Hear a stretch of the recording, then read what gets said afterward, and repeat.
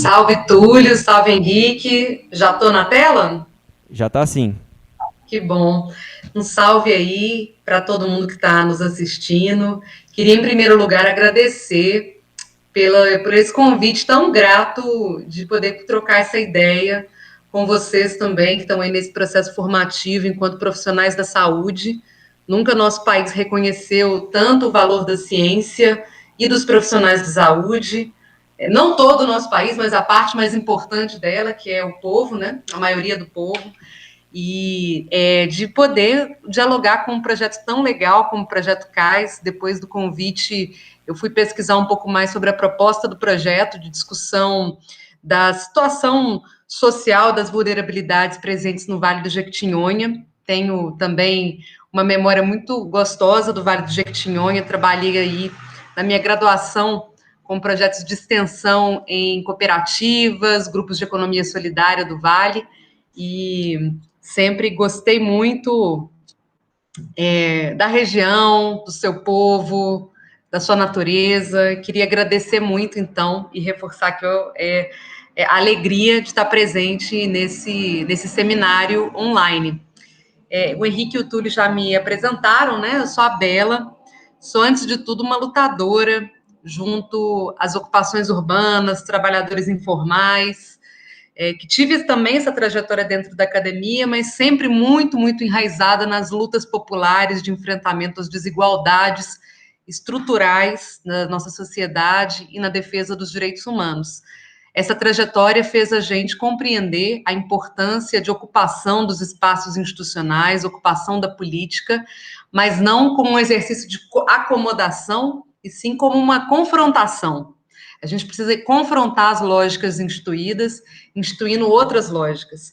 Por isso que a gente constrói um mandato coletivo, que também conta com uma equipe muito diversa de lutadoras e lutadores populares, indígenas, quilombolas, LGBTIs, ambulantes, povo das periferias. Temos como parlamentares dessa gabinetona, além de mim, a Cida Falabella, que é uma vereadora da cultura, a Andréia de Jesus, que está entre as primeiras deputadas negras da Assembleia Legislativa, foi a primeira legislatura que a gente teve mulheres negras, e temos agora várias mulheres negras na Assembleia, entre elas a Andréia, que é advogada popular, moradora de Ribeirão das Neves, e a Áurea Carolina, que muitas pessoas conhecem, né, nossa deputada federal maravilhosa, mulher do hip hop, mulher negra, cientista política como eu. E juntas a gente está construindo aí esse projeto da Gabinetona, também focando muito na discussão sobre os direitos humanos em tempos de pandemia, direitos humanos em tempos de coronavírus. E aí, gente, vou começar aqui, eu preparei uma apresentaçãozinha para vocês, vou colocar ela na tela, quer ver? Vou abrir aqui, não, tela inteira, pronto. Vocês estão conseguindo ver? Bom, estou apresentando aqui, né, a proposta que a gente pudesse falar sobre os desafios de uma agenda de direitos humanos no Brasil em tempos de pandemia e sobre o direito de respirar. E aí, sobre o direito de respirar, gente, eu queria começar reforçando a importância da gente recorrer a outras ciências, tal como a filosofia, que tem como um dos principais intelectuais da atualidade o Attili Bembe, que é um camaronês, filósofo maravilhoso, que escreve um pouco sobre a construção de uma sociedade em que a asfixia ela tem se tornado uma regra. E essa asfixia, ela não está apenas relacionada ao coronavírus, mas às diversas outras formas de produzir uma política de morte, de produzir uma política que impede determinados corpos, determinados sujeitos de respirar, que faz uma ampliação muito grande da destruição da natureza, com cada vez mais toxinas, rejeitos circulando na sociedade, aumentando situações de desastre, de doença e de desigualdade. O direito de respirar, ele também foi muito tematizado recentemente, né, com as manifestações do Black Lives Matter nos Estados Unidos, diante da revolta do assassinato de diversas pessoas negras pela violência policial em um contexto de pandemia que também matava mais corpos negros do que corpos brancos nos Estados Unidos, né? Revelando toda a desigualdade presente nessa doença, mas que teve como seu estupim o assassinato de George Floyd, que falava, né? Assim, tem um vídeo que circula que ele fala: "Eu não consigo respirar, eu não consigo respirar". Essa frase do George Floyd, ela foi extremamente simbólica também, do ponto de vista do significado sobre a impossibilidade de respirar, uma morte violenta pelas forças policiais, mas num contexto de asfixia geral, política, social e sanitária, né, dos Estados Unidos, que é o epicentro, ainda é o epicentro da pandemia do coronavírus, assim como é o Brasil, né? E voltando um pouco, a Achille Mbembe, ele fala um pouco sobre essa ideia da necropolítica, né, em diálogo com Foucault. Foucault falava que o poder, a soberania do Estado, ela se define pela administração do direito de viver. Ela administra quem são aqueles que podem viver e viver em plenitude. E o Achille Mbembe fala que a cada vez mais as nossas sociedades têm se tornado não políticas, mas necropolíticas. Elas têm administrado quais corpos devem morrer, fazendo uma bionecropolítica que coloca que sempre são os mesmos corpos que estão ali sujeitos a desastres, como a gente viveu recentemente em Minas, com associados à mineração, né? Trabalhadores e comunidades periféricas, negras, quilombolas são as mais afetadas pela mineração. Ou poderíamos falar sobre a exposição dos agrotóxicos, e poderíamos falar também de uma exposição diferente a um vírus que, não escolhe, né, biologicamente um corpo, mas que tem apresentado dados muito diferentes de vulnerabilidade na população, o que nos traz a importância de fazer o debate sobre os direitos humanos, sobre a luta por justiça social, se a gente quer enfrentar também essa situação de pandemia. E aí o Achille Mbembe, gente, ele escreve um artigo, além desse texto Necropolítica, ele escreve um artigo maravilhoso que chama O Direito Universal à Respiração. Esse artigo é um artigo bem pauleira, está disponível gratuitamente pela N1 Edições, e eu começo um pouco essa discussão sobre os direitos humanos lendo um pouco a parte final do texto. Mas, em geral, assim, né, a ideia geral do texto é que a humanidade vem buscando tanto a superação do corpo através da tecnologia, que ignorando, inclusive, os limites do próprio corpo e da natureza, que ela vai, e ampliando desigualdades, que ela vai gerando um estado de tempos púrpuras, de tempos de putrefação e de asfixia. E aí ele fala aqui que antes desse vírus, a humanidade já estava ameaçada de asfixia. Se houver guerra, portanto, ela não será contra um vírus em particular, mas contra tudo que condena a maior parte da humanidade à cessação prematura da respiração. Tudo que ataca, sobretudo, as vias respiratórias. Tudo que, durante a longa duração do capitalismo, terá reservado a segmentos de populações ou raças inteiras submetidas a uma respiração difícil e ofegante, a uma vida penosa. Para escapar disso, contudo, é preciso compreender a respiração para além dos seus aspectos puramente biológicos, como algo que é comum a nós e que, por definição, escapa a todo cálculo. Estamos falando, portanto, do direito universal à respiração. E é isso, gente. Acho que essa é um pouco a palestra que a gente vai fazer aqui hoje, e vou agora entrar um pouco mais nas temáticas. Vamos lá. Vou voltar aqui para apresentar. Deixa eu ver como é que faz isso. Foi. Bom, a gente tem acompanhado, né, porque na Câmara Municipal eu atualmente estou presidindo a Comissão de Direitos Humanos e sou integrante da Comissão de Estudos e Enfrentamentos ao Coronavírus. Então, recentemente a gente recebeu os autores de uma plataforma, que é esse endereço embaixo, coronavírusmg.com.br, que tem produzido dados da sociedade civil é, muito interessantes sobre o crescimento de mortes por síndrome respiratória aguda e a subnotificação, sobre a cobertura diferenciada do sistema de saúde e outras coisas, né? Eu precisaria ainda aprofundar um pouco mais na metodologia de trabalho deles, mas eu achei interessante trazer aqui alguns dados mais básicos sobre a contaminação do coronavírus em Minas Gerais. E, então, desse lado é o número de infectados e do lado direito é o número de pessoas mortas, né?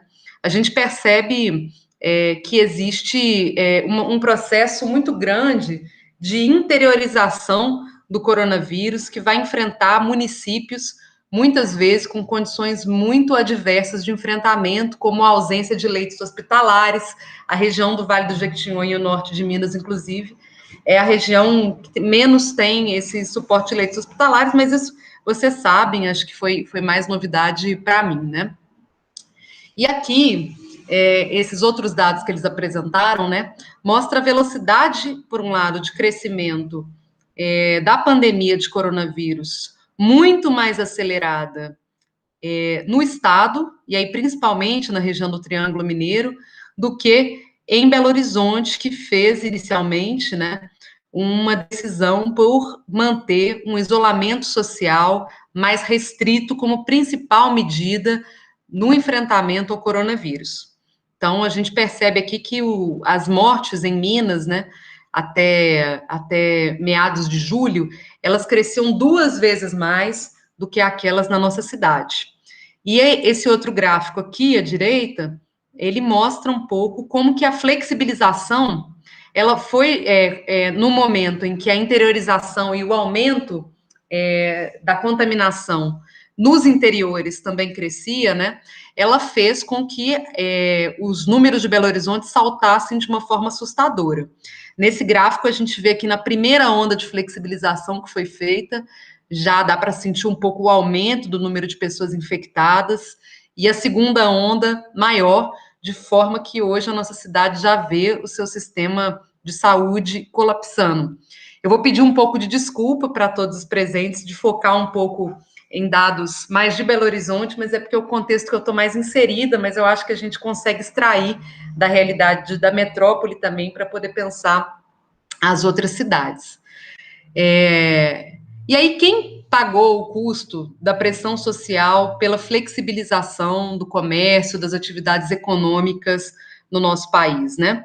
Acho que a gente viveu desde o início da pandemia uma disjunção da política nacional, inclusive com o próprio presidente fazendo ações que desestimulavam a população a seguir as orientações de distanciamento e isolamento social, justamente porque ele não queria garantir condições sociais, econômicas, sanitárias, para que toda a população fizesse o isolamento em condições de igualdade, entre outras razões, né?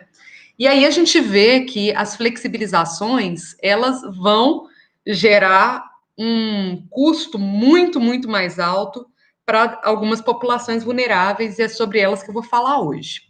Eu não sei, gente, sobre a metodologia desses dados que eu estou apresentando aqui nesses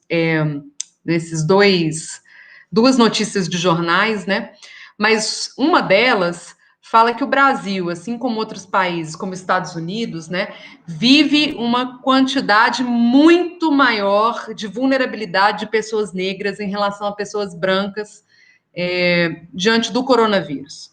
Embora as taxas de internação sejam semelhantes, né, o número de pessoas que vêm a óbito entre negros, entre pretos e pardos, né, que é a população negra, Segundo alguns estudos que foram levantados pela imprensa, acho que valeria a pena investigar isso mais a fundo, ele mostra que a população negra ela está submetida de uma forma extremamente desigual à pandemia.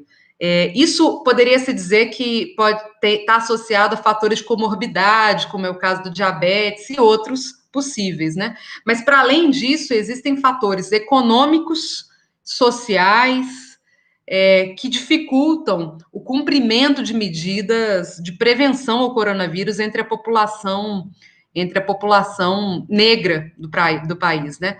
E não é à toa que Belo Horizonte registra a maior quantidade do número de mortes no Alto Vera Cruz, que é um aglomerado histórico aqui da cidade de Belo Horizonte. Ele lidera o número de mortes, embora não lidere o número de pessoas infectadas, ou pelo menos que tenham sido testadas, né? A subnotificação e a ausência de testagem é um dos desafios, eu vou falar um pouco sobre isso também, mas aqui mostra como que, de fato, na realidade local das cidades, isso também foi verdade para São Paulo, inclusive de forma até mais aterradora, de que a população negra é aquela que paga mais com o que significa o descumprimento das medidas sanitárias, o risco associado a essa pandemia do coronavírus, né? E aí, assim, chama um pouco a gente para compreender que, para além da defesa do SUS, para além da defesa da saúde, que eu acho que nunca foi tão evidente entre a população brasileira, né? Se antes haviam muitos intentos de atacar o SUS, hoje a gente tem a certeza de que esse sistema que tem segurado a barra de grande parte da população, a valorização dos trabalhadores da saúde. Existem uma série de outras medidas associadas que precisam ser observadas pelos municípios, pelo poder público, pelo Estado, né?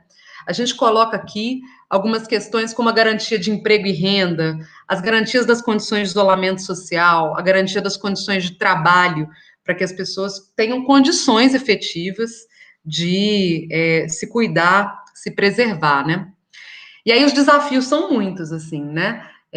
Desde a garantia do direito à moradia num país com mais de 7 milhões de famílias sem casa, o direito ao saneamento, que é negado para mais de 30% da população brasileira, a questão da exclusão digital e de vários outros fatores que têm produzido crises associadas à crise da pandemia, né?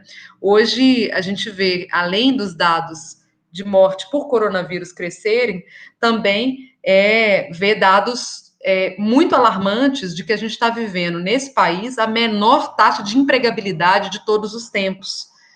Um crescimento de situações de fome e um crescimento de situações de violência, como é o caso da violência de gênero, que a gente vai falar um pouco para frente também.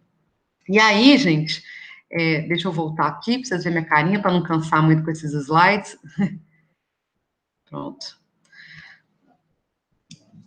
E aí, gente, a gente preparou um pouco uma reflexão mais focada em alguns grupos específicos que a gente buscou incidir, fiscalizar, cobrar em termos de políticas públicas aqui no município, né?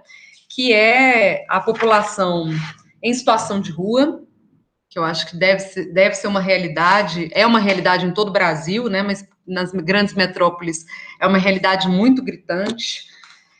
A situação das ocupações urbanas, territórios não reconhecidos da cidade, a situação dos aglomerados, da população LGBT e da população idosa.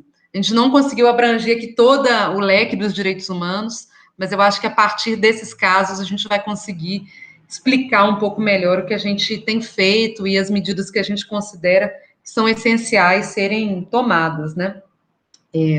Vou voltar então para apresentação.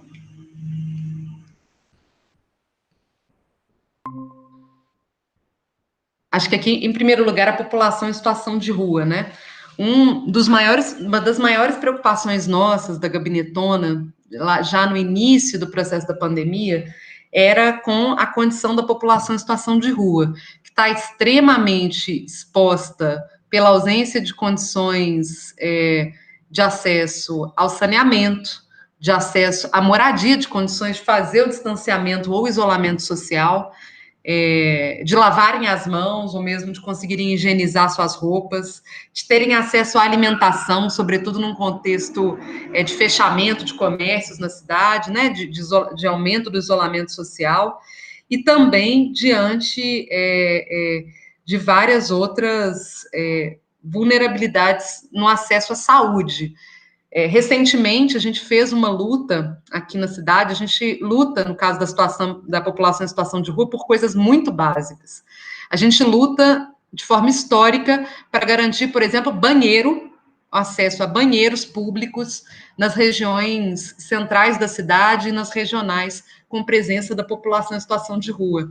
A gente luta para que a fiscalização não recolha de forma compulsória pertences da população em situação de rua, né? Situação, inclusive, que gerou uma ação judicial que multa a prefeitura por ações como essa, né? Era muito comum, às vezes, a fiscalização retirar as malocas, retirar os cobertores das pessoas em situação de rua e, com isso, levarem óculos, documentos pessoais e outras coisas.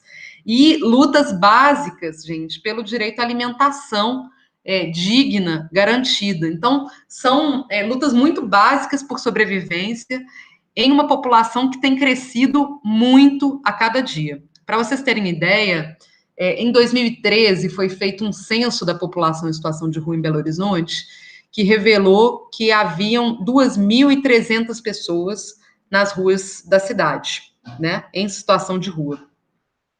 Esse número chegou a ser feito um outro censo, há 2 anos atrás, que indicou mais de 8.000 pessoas em situação de rua. E essa população só cresce, o que não é acompanhado, muitas vezes, pelo crescimento em investimento nas ações de assistência social. A gente tem, para essas 8.000 pessoas em situação de rua, 1.076 vagas nos abrigos públicos municipais.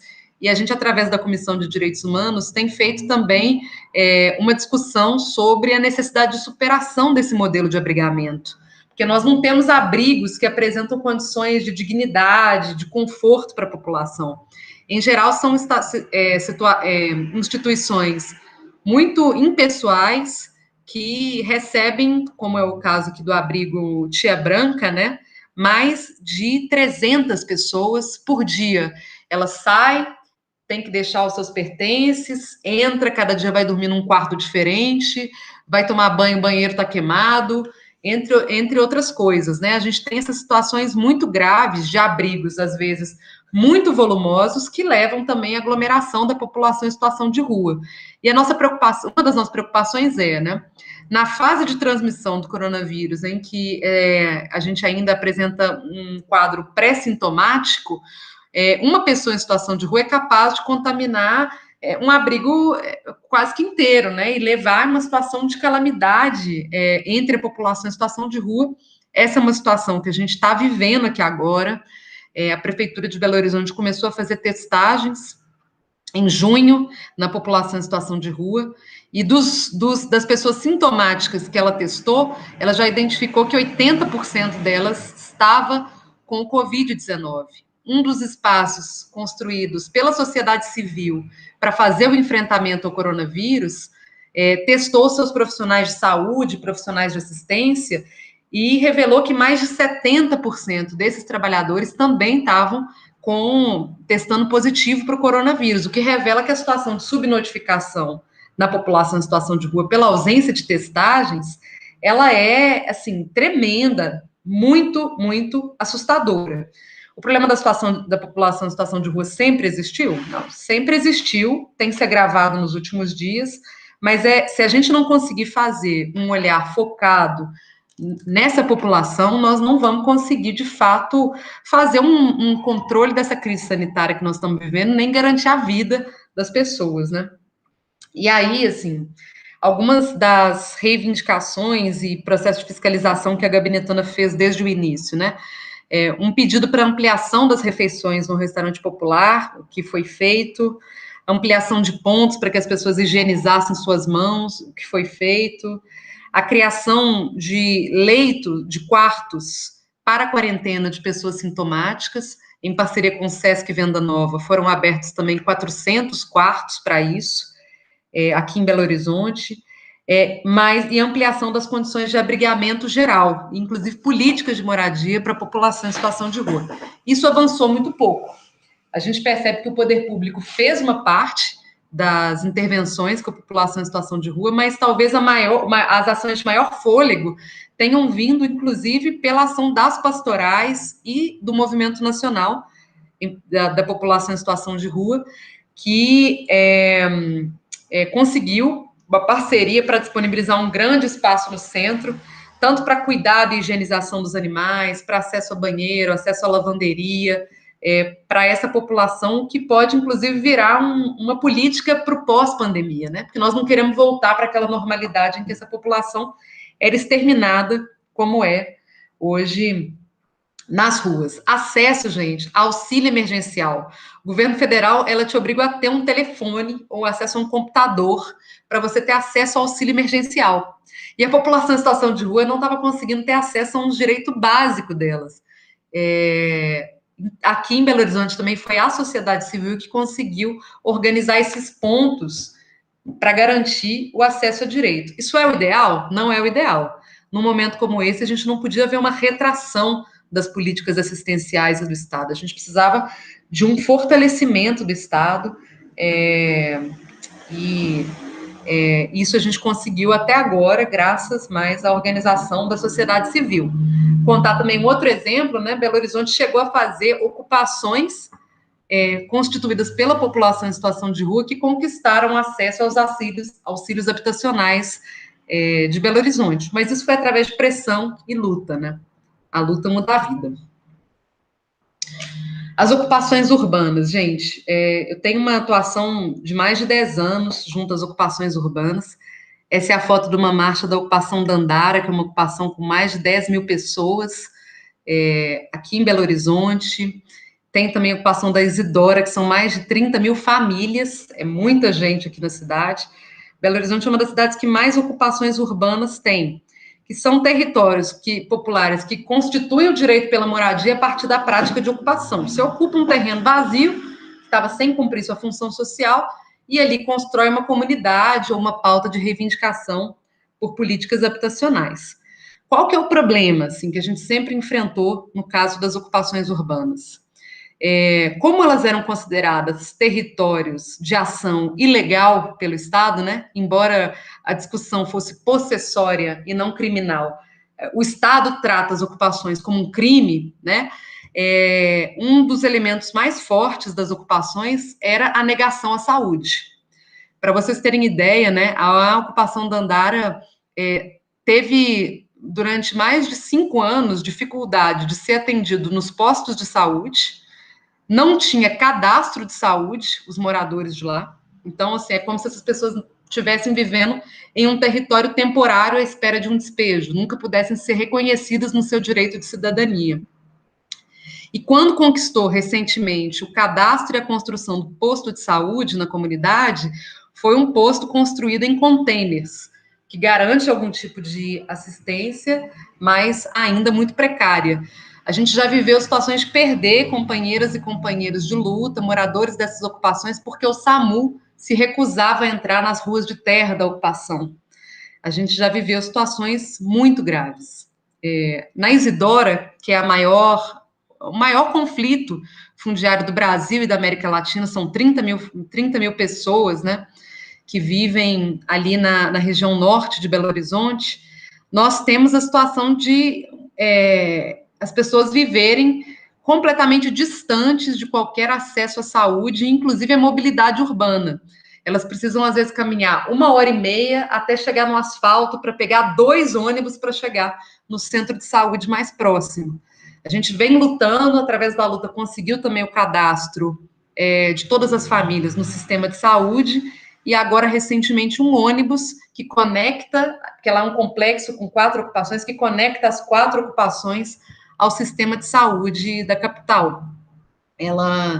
Então, assim, são esse desafio, o acesso à saúde, as condições de atendimento médico, eu não estou falando nem de saúde integral, estou falando atendimento médico emergencial, ou uma cobertura de acompanhamento de doenças crônicas, etc., ele é negado para a população das ocupações, e o que foi conquistado nos últimos dias foi também através de muita luta.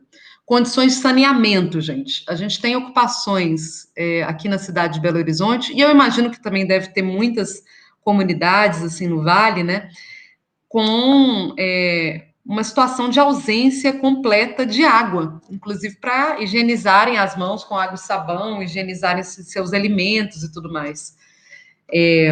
Uma delas, que é a Ocupação Liberdade, aqui em Belo Horizonte, chega a ficar mais de um mês sem água regular.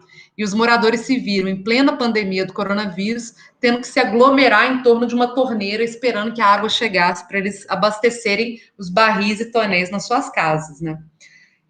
A gente conseguiu uma determinação judicial que obriga a Copasa a abastecer essa comunidade com caminhões-pipa,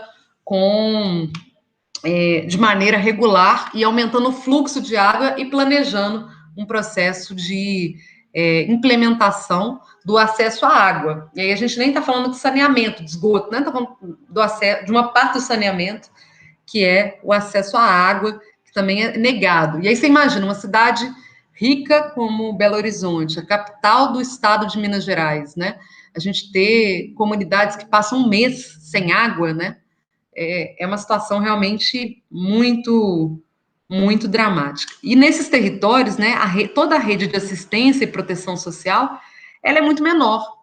Você não tem equipamentos coletivos, você não tem equipamentos públicos, os equipamentos que você tem são construídos pela comunidade e pelas lideranças comunitárias. E o que a gente assistiu nesse período de pandemia foi que essas lideranças comunitárias, nos centros comunitários ou até nas suas casas, se tornaram agenciadores de acesso a direito, tanto para realização de campanhas, entregas de cesta básica, quanto para cadastro das pessoas para receber cesta básica, auxílio emergencial, o que não é de forma nenhuma interessante, porque se por um lado fortalece a organização popular e comunitária, por outro expõe pessoas a um risco, sendo que elas não têm sequer uma seguridade social enquanto trabalhadoras para estar exercendo essa atividade. Ela também conta com um processo de retração do Estado, né? Então, o Estado ele não vai ampliar para cobrir esse território, garantindo ali os direitos humanos, o direito à respiração. Vamos que o povo se vira nas campanhas de solidariedade, e é isso mesmo. Eu fiz campanha de solidariedade, eu faço parte das Brigadas Populares, que é uma organização de luta, que fez campanha de solidariedade, mas a gente faz isso porque o Estado não está presente. A gente vive apesar do Estado, constitui esses territórios apesar do Estado, né? Então, essa é um pouco a situação das ocupações. Aglomerados, vilas e favelas. Como é que está meu tempo? Acho que estamos ok. Aglomerados, vilas e favelas, né? O aglomerado, como a própria palavra diz, é um espaço de aglomeração de pessoas. É muito comum a coabitação familiar, que é muitas pessoas compartilhando o mesmo cômodo, o mesmo espaço. Muitos deles, né? E aí foi interessante, né? Porque em Belo Horizonte, interessante e triste, em Belo Horizonte, o maior número de mortes aconteceu justamente na favela mais aglomerada da cidade, que é o Alto Veracruz, que não apenas é uma favela aglomerada, como ela é um polo econômico de todas as periferias da região. Moradores de um bairro construído pela política habitacional e que praticamente não tem comércio, né? São aqueles blocos de Minha Casa Minha Vida, que é o Granja de Freitas, e outros bairros da região, eles vão para as atividades comerciais no Alto Veracruz. Um espaço, então, de grande aglomeração, circulação de pessoas, coabitação familiar. Se uma pessoa da casa está com coronavírus, várias outras pegam essa doença, com várias pessoas realizando serviços domésticos que não viram a sua liberdade, não tiveram a possibilidade de ficar em casa, né? Algumas cidades tiveram a coragem de considerá-las atividades essenciais, e a gente viu aquela situação trágica, como no Recife, né? De um assassinato do menino Miguel pela família da Sari Corte Real, que por um ato isso, né?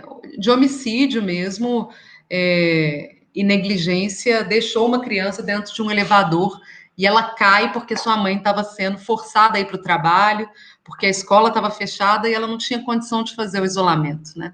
E, ao mesmo tempo, tinha a questão de como cuidar do seu filho. Então, a gente vê ali uma responsabilidade social muito grande e uma responsabilidade individual de indiferença e racismo da família e da Sari Corte Real, que é a indiciada hoje pelo homicídio do menino Miguel, né?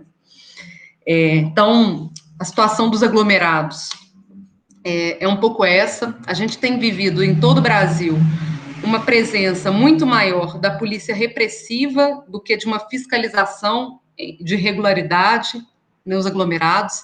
A gente vê que todas as atividades comerciais do Alto Veracruz estão abertas, as orientações para as pessoas cumprirem medidas de distanciamento social não chegam nos aglomerados.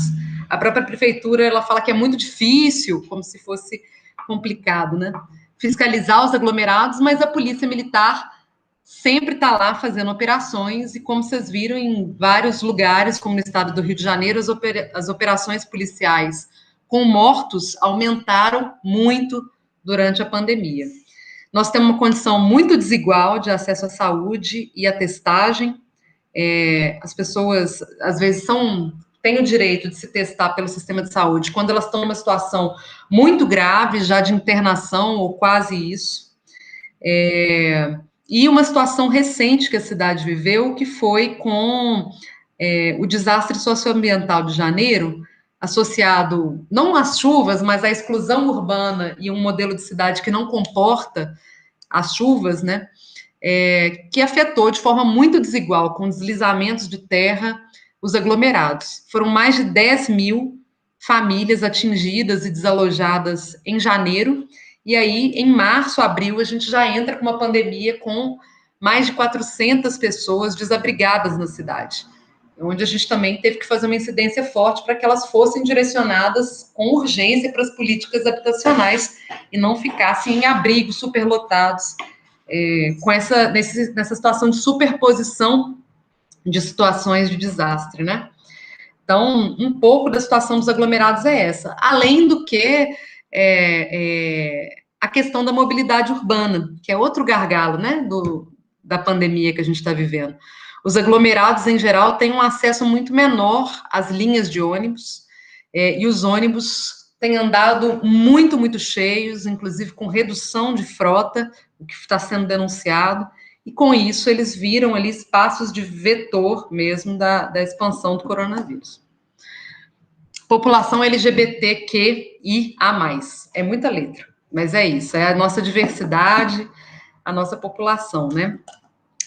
A gente vê aqui que entre a população LGBT, nós temos muitas desigualdades, né? A população LGBT ela é atravessada e interseccionada por outros fatores de desigualdade, raciais, de classe, e mesmo entre a população, cada uma dessas letrinhas, né, lésbicas, gays, bissexuais, travestis e transexuais, queers, assexuados, intersex, que é o LGBTQI a mais, cada um deles vai vivenciar de forma muito diferente a pandemia.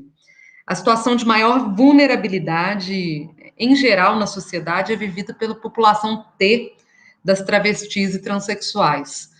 Hoje, os fatores de exclusão social fazem com que mais de 90% dessa população esteja na prostituição hoje, por ser absolutamente excluída da força de trabalho e de outras tarefas, né? Na prostituição, por um lado, né, elas se expõem de uma forma muito terrível às possibilidades de contaminação. Por outra, né, não estando na prostituição, elas não veem nenhuma possibilidade de renda. E ainda pior, né, assim, cada vez os equipamentos sociais de proteção à população LGBT são escassos nas cidades, há muito preconceito em torno da questão LGBT, e têm sido cada dia mais atacados, inclusive pelo espaço parlamentar, que desde a da Constituição nunca aprovou uma lei para a população LGBT. Quase que todas as conquistas que a gente teve foi no âmbito do judiciário, do STF e do STJ, e do Conselho Nacional de Justiça também. Então, a situação da população T é muito grave, porque a população T é a maioria em empregos super precários ou na prostituição, não tem condições de abrigamento assegurado, a gente não tem um abrigo para a população LGBT em Belo Horizonte, então ela, às vezes, tem que se submeter a situações de violência em abrigos mistos. É a população que é mais expulsa de casa muito cedo, inclusive, entre a população em situação de rua, tem uma grande quantidade de pessoas LGBT em situação de rua, porque são expulsas de casa, não são aceitas pela família e têm que sair de casa muito cedo.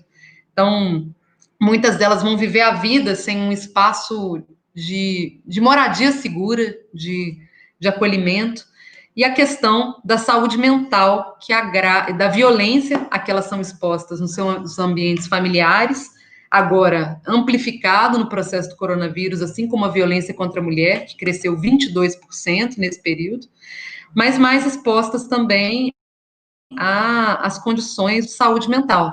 E aí, entre a população LGBT, né, uma das populações que mais está sujeita ao autoextermínio, ao suicídio, né, é a população bissexual. Tem muitos debates por que é assim, né, mas a população bissexual é uma população que está muito submetida a situações de saúde e que vão agravando, né, num quadro de crise econômica, sanitária, política no nosso país. E, por fim, gente, eu trouxe aqui um pouquinho a população idosa, que além de muito estigmatizada, né, por um processo de pandemia que a gente tem vivido, também é uma população que tem os seus vulneráveis em condições muito dificultadas. Muitos idosos, quando vivem com as famílias, vivem em casas muito cheias com outras pessoas, que muitas vezes não têm essas condições econômicas de fazer o isolamento social de forma adequada, o distanciamento social de forma adequada. E também a gente tem a questão do abandono de pessoas idosas nesse momento em que você tem quase que é triste dizer isso, mas quase que uma desculpa, né, para não ir ver os idosos. Então, a população idosa tem ficado muito desassistida. As instituições de longa permanência de idosos é outro gargalo. A gente tem muitas instituições de longa permanência que são privadas, às vezes até religiosas, que não são acompanhadas ou não estão cadastradas pelo poder público, e por isso, muitas vezes, não seguem as orientações de garantia das condições de proteção da vida da população idosa, ou, no caso de seguirem, né, representa também um isolamento cada vez maior dessa população que tem sido também muito, muito estigmatizada nesse processo que a gente está vivendo. E aí, nisso, gente, eu concluo para a gente fazer o debate, né? Eu não consegui passar por todas as situações, mas tentei trazer aqui algumas. Encerro com essa frase do Paulo Freire: enquanto eu luto, sou movido pela esperança. E se eu lutar com esperança, posso esperar. Esperando que a gente consiga construir um direito universal à respiração. E para a gente conseguir construir esse direito universal à respiração, nós temos que construir uma sociedade não de volta à normalidade, não de volta a essas múltiplas desigualdades que estão agora intensificadas, né? As desigualdades agora elas estão mais próximas do limiar entre a vida e a morte. Mas elas sempre estiveram nesse lugar, né? Às vezes mais perto, às vezes mais distante.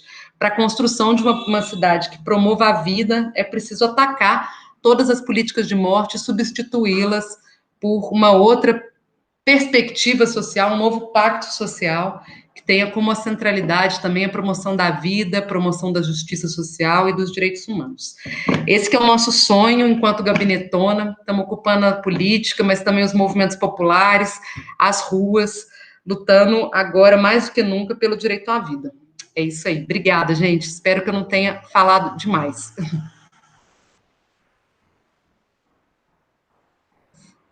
Como é que eu paro a apresentação? Oi, voltei. Sim,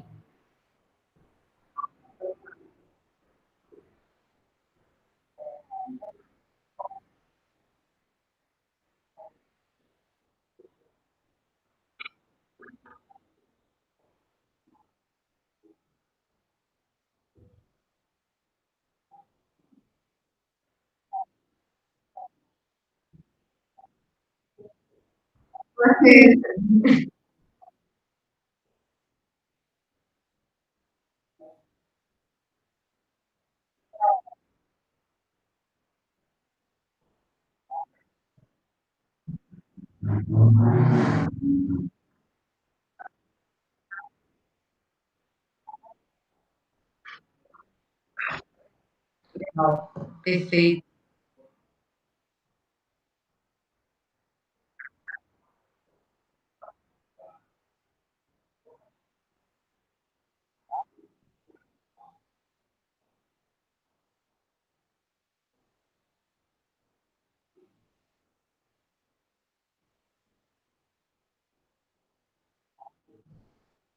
Uhum. A CDD, salve CDD, está aí ameaçada de despejo. A pauta de luta contra os despejos durante a quarentena também é uma das pautas que tem sido abraçada pelos movimentos de moradia, os movimentos populares, porque como que a gente pode imaginar alguém estar ameaçado de ficar na rua, sem casa, ou num abrigo, numa quadra superlotada, num contexto de pandemia, né? É de uma frieza gigantesca o Poder Judiciário e os poderes públicos, o executivo, né, as prefeituras e estado que admitem a possibilidade de despejo, e a CDD está aí também ameaçada de despejo. Nós estamos tentando acompanhar aí também o pessoal lá na luta. Olha, a luta das ocupações, ela sempre contou com uma força social que extrapolava muito as pessoas que ali moravam. Eu lembro que na resistência contra o despejo da Dandara, a gente teve um abraço, as pessoas dando os braços e conseguindo fechar o perímetro da comunidade. E é claro que não eram só moradores, a gente tinha ali um mar de apoiadores dessa luta. A mesma coisa com a Isidora, né, que conseguiu resistir a uma operação militar que mobilizou quase mais de 4.000 policiais para despejar a comunidade, e hoje ela está aí inteirona, fazendo a luta para se tornar um bairro, já sendo reconhecida na cidade como tal. Eu acho que a população civil ela precisa não permitir que essas situações se tornem normais. E aí, em especial, os profissionais de saúde, né? Eu acho que tem que se perguntar sobre o princípio da universalidade do acesso à saúde, ao sistema de saúde, para que a gente consiga não aceitar comandos desrespeitosos, frios e de racismo estrutural, tal como é o comando das prefeituras de não receber moradores de ocupação, que esse comando já veio em tempos passados, mas também fazer uma luta, fortalecendo inclusive os espaços democráticos da saúde, né, para que a gente consiga ampliar o acesso à saúde. A gente construiu uma estratégia, no caso das ocupações, que contou com vários médicos e médicas, enfermeiros, fisioterapeutas de luta, né, profissionais de saúde, que foi a de fazer conferências livres de saúde nas ocupações. Então, a gente corria um ônibus, juntando inclusive moradores de várias ocupações diferentes, para fazer uma discussão sobre o direito à saúde nas conferências. E aí, eles tiravam delegados e iam todos juntos fazer uma luta dentro das conferências para que essa situação das ocupações não continuasse na invisibilidade. E a gente teve as conquistas muito graças a isso. E acho que o papel dos sindicatos de profissionais de saúde, até dos meios de comunicação mais progressistas, na visibilização dessa exclusão, foram muito fundamentais, assim, né? É preciso vencer as formas de preconceito e criminalização que sempre incidem sobre os mesmos corpos, né? Corpos negros, dissidentes, periféricos. Então, acho que é um pouco por aí. A gente construiu até um projeto de lei, vários projetos de lei, um deles foi para garantia de moradia em tempos de coronavírus. E uma delas falava, inclusive, da possibilidade de ser disponibilizado quartos de hotéis que poderiam ser a título oneroso ou não, ou seja, o hotel poderia receber por isso ou não. A nossa legislação permite que o Estado simplesmente requisite o quarto de hotel, mas poderia pagar, acho que seria até uma forma de conferir alguma proteção para esses pequenos e médios comércios também, negócios, né? Que representam os hotéis, mas utilizar esses quartos de hotéis que não estão servindo para o turismo, não estão servindo para eventos, para fazer a quarentena de casos de pessoas que estão sintomáticas e que às vezes vivem em situação de coabitação familiar, ou em aglomerados, ou que estão em situação de rua. A gente teve essa vitória aqui com o Sesc Venda Nova, mas a gente construiu um projeto de lei para que isso se amplie para outros setores da cidade, para impedir despejos na cidade de Belo Horizonte nesse período e para tentar ampliar o acesso ao saneamento e às outras condições dentro das ocupações.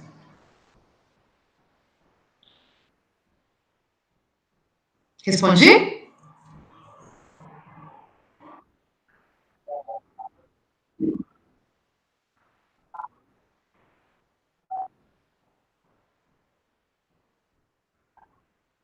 Ah, ixi.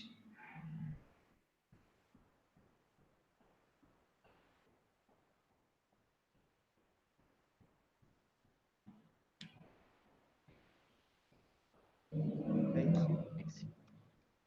Vai lá, vai lá.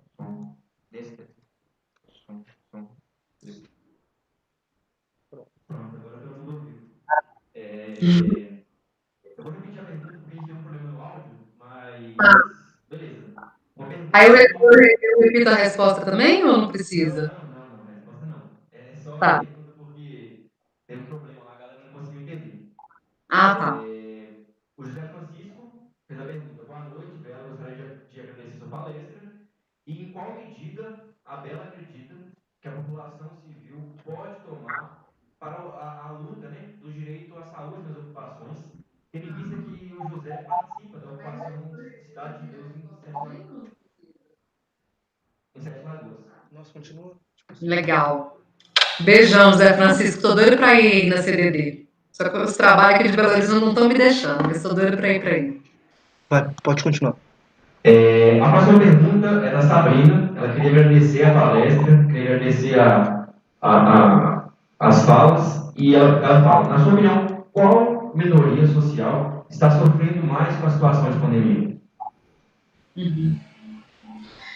Ó, Sabrina, obrigada pela pergunta também. Obrigada aí por ter. Que bom que vocês estão gostando da palestra. Eu estava super nervosa. Eu falei, ai, gente, vou falar para um monte de gente que é profissional de saúde, eu de humanas, vamos lá.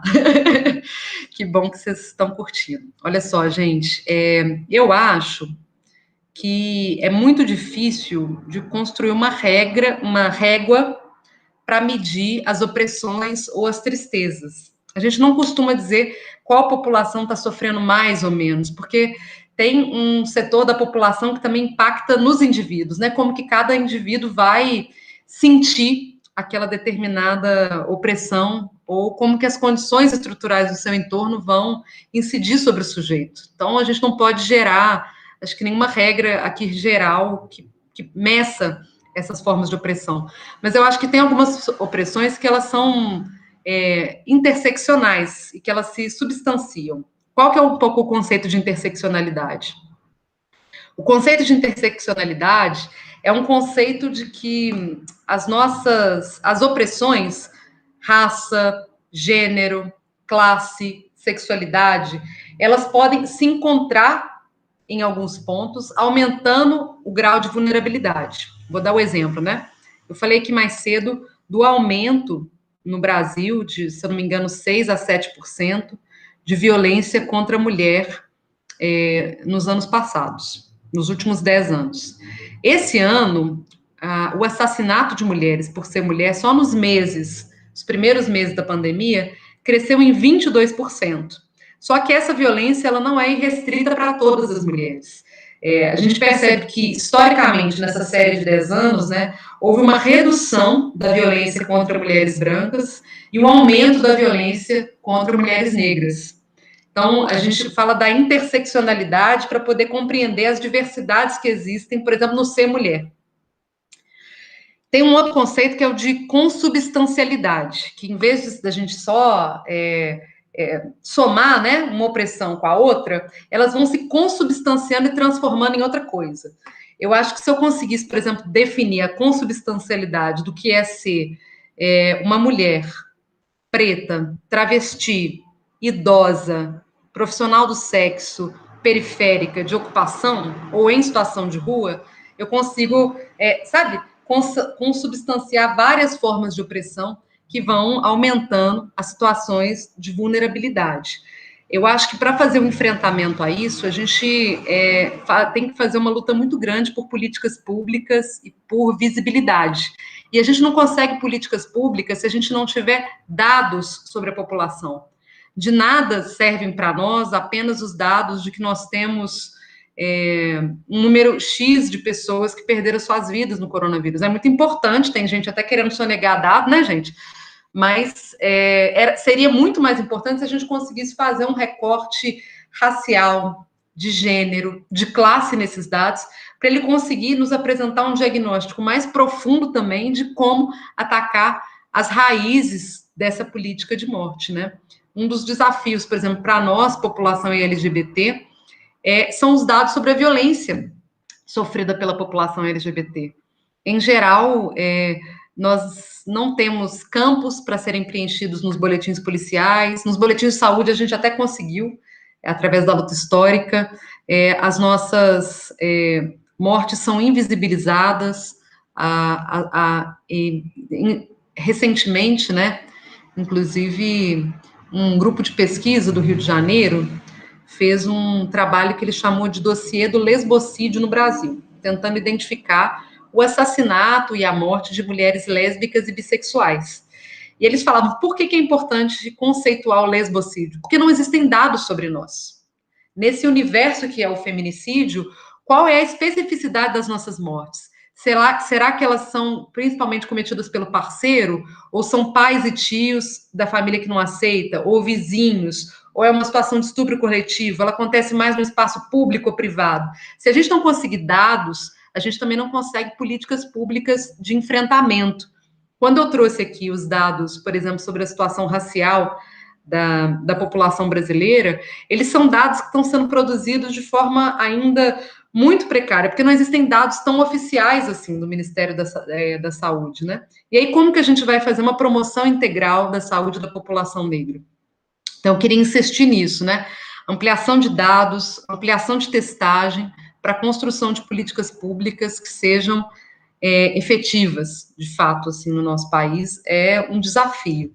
E a valorização, gente, das políticas de assistência social. Eu acho que tantos aplausos quanto os profissionais de saúde merecem nesse país, nesse momento, as e os profissionais de assistência social, que estão combatendo um pouco as situações de vulnerabilidade que são sentidas nos territórios, entre a população em situação de rua. Esses profissionais também estão submetidos a um risco muito extremo, estão vendo seu orçamento e as suas condições de valorização profissional cada vez mais atacadas, inclusive com o congelamento de gastos, né? A vulnerabilidade da população não vai ser acompanhada por um aumento nesse investimento, porque a gente teve um congelamento de investimentos no Brasil, e isso tudo nos leva a identificar situações gargalo, assim, né? Para defender também a população vulnerável, que não é minoria, é, na verdade, a maioria da população.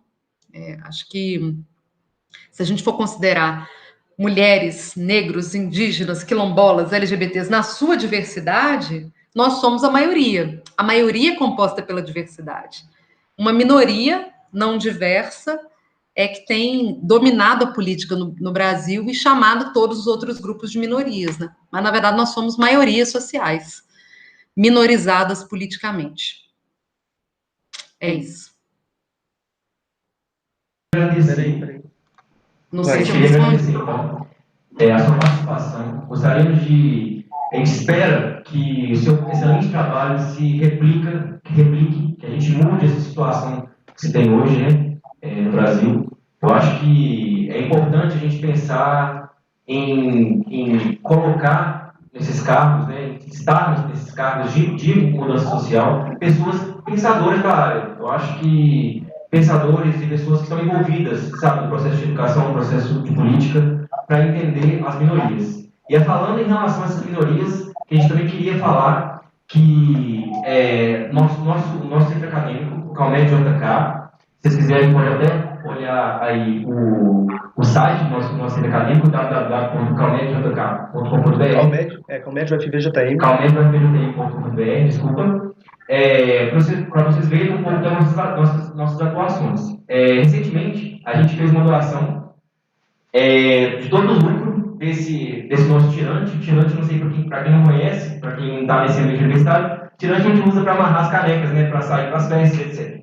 E a gente gosta de fazer artes bem legais e tal. E aí, com o lucro desse produto que o nosso Calmed criou, a gente fez 100% do lucro foi doado para a ONG Transveste, que certamente, eu imagino que você, Bela, conhece. E como você tem atuado com a questão das minorias, eu tenho certeza que pensar na saúde LGBT, pensar na população, né, que está em situação de minoria, é uma questão muito importante.